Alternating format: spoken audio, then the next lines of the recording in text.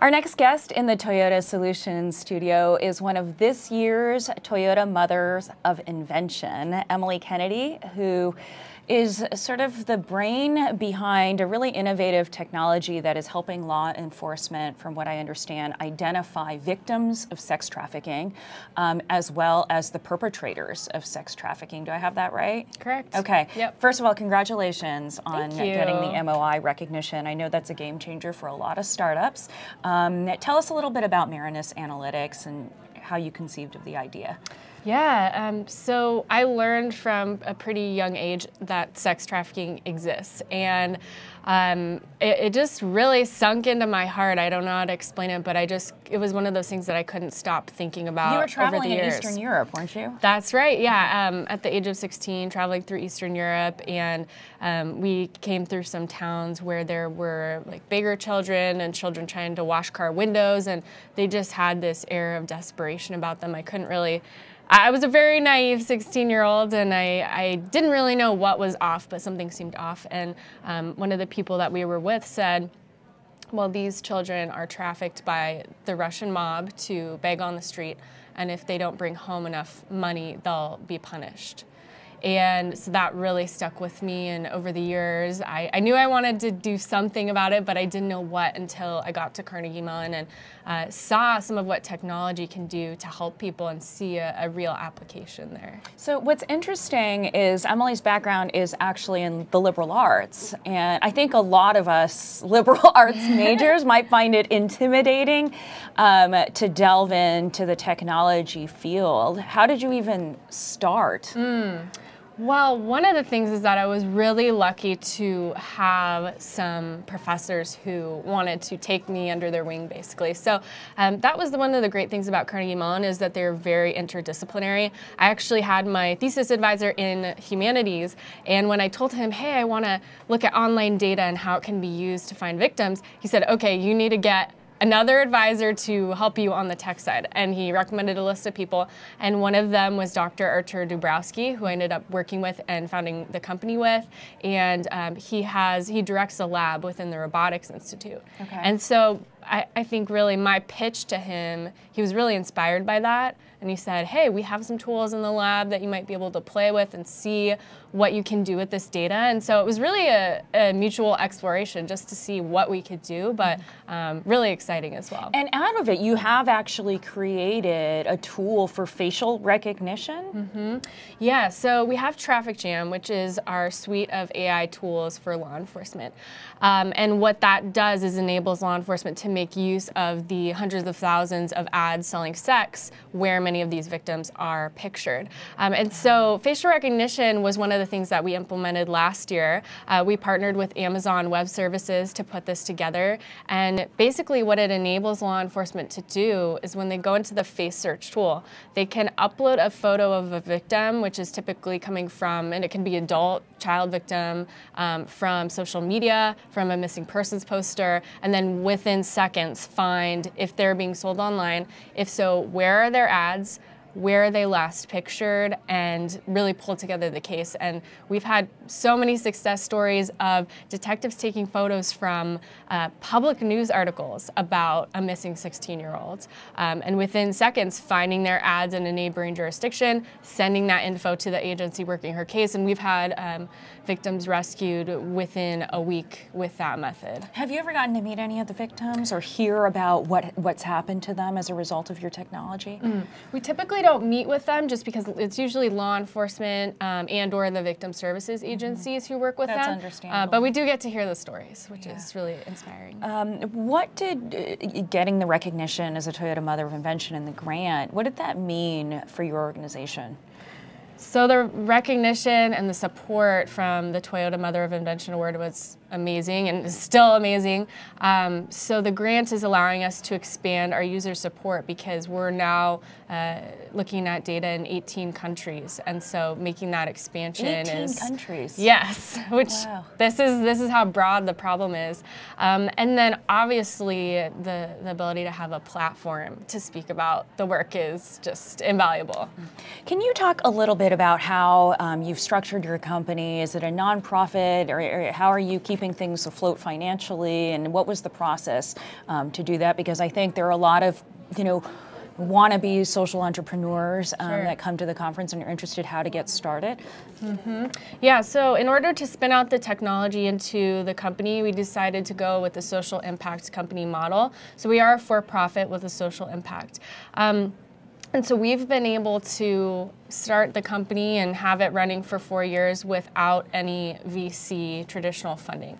We really bootstrapped because we didn't want to be reliant on someone else's, VC's expectations that would draw us away from our social mission. We wanted to be able to call the shots and maintain our focus. And so that's what we've done, and that has been through a combination of some National Science Foundation grants, a DARPA contract that we got early on, and some other things that pulled together to enable us to kind of take our time to grow the revenue. Because revenue doesn't come immediately, but we were able to scale that over time.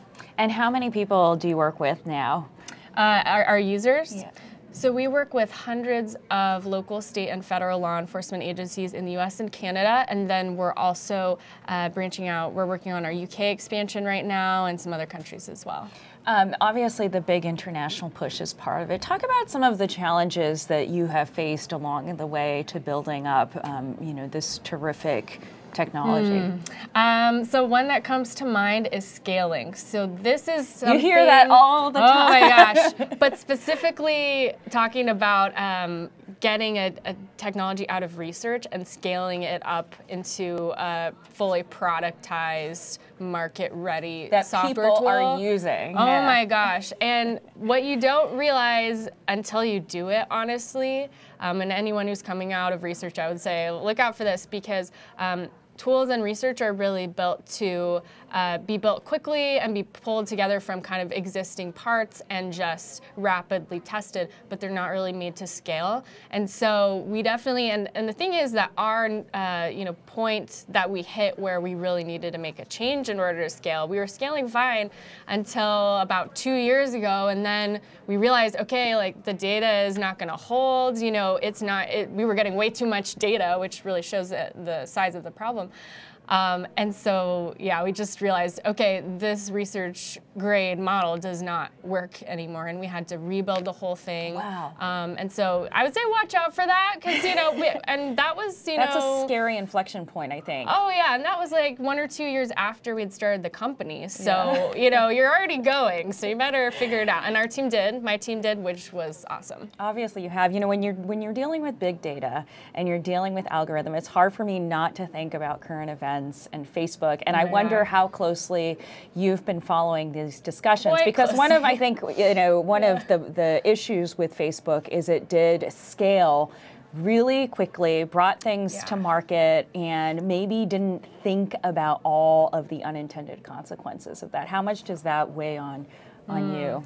Yeah, I mean, it's of course on a much broader scale, but I think it really shows that you have to think about those things early on. And so that's what I was thinking when I was watching all of the hearings with Mark Zuckerberg, and just thinking about how you can't really push those questions about privacy or what people are going to be able to trust. You can't push those questions off until later. You have to get in front of it. Yeah, you have to think about that early, and even if you don't expect to scale, I would say do it anyway, because you kind of have to build as if you're going to scale really huge, and just expect that, because you don't want to be on the other end if you didn't prepare for it. What is your role in the company as far as meeting with law enforcement agencies that might use this product? Is that your job? Yeah, so that meeting with agencies is kind of a role that a couple of us do. So myself and our VP of Business Development, particularly because we just work across the country, and so it's quite a lot of travel. So I kind of cover the Western United States, he covers the East. Are there areas of the country where this is a larger problem and that have a greater need? I would say statistics are so hard for me because it's a black market. So I encourage people to realize that even when we hear statistics, it's just a snapshot of a black market and illicit market. But that said, I would definitely say port cities typically have more activity because there's people coming in internationally, domestically, there's a lot more activity in general. How large is the sex trafficking industry? It must be in the nearly hundreds of billions of dollars by now. Yeah, I mean, worldwide, I would say yes, and then when you put in labor trafficking, it's even more.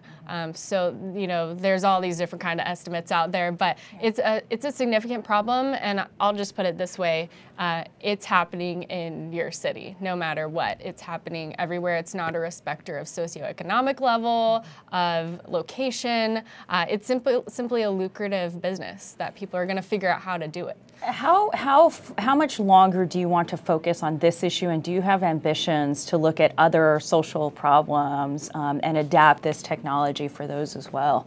Or come up with a new technology with that, Professor? Yeah, so kind of all of the above.